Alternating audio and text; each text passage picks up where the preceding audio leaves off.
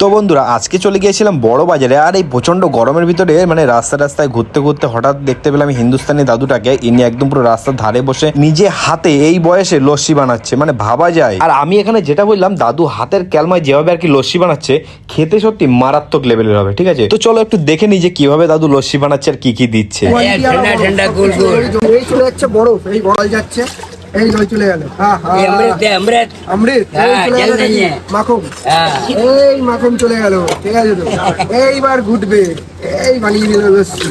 হয়ে গেল স্পেশাল লস্যি, যেই লস্যি তোমরা খাও আর আমরাও খেয়েছি। খুব ফেমাস লস্যি চলে আসছে বড় বাজারে, একদম এই মার্কেটের অপোজিটে দাদুর দোকান রয়েছে। এই যে এদিকে দেখাও।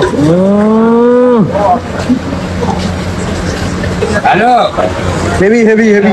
দাদু কি বানিয়েছো তুমি, ব্যাপক লাগছে।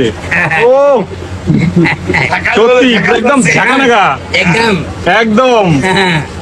এই বয়সে কিন্তু হাতের এক জাদু আছে এখনো। ঠিক আছে, जादू আছে বয়স কত হয়েছে? बस नान क्यों আর এই বয়সে এত ক্যালমা, हाँ চলো। ব্যাপারটা কিন্তু পুরোই আলাদা। ঠিক আছে।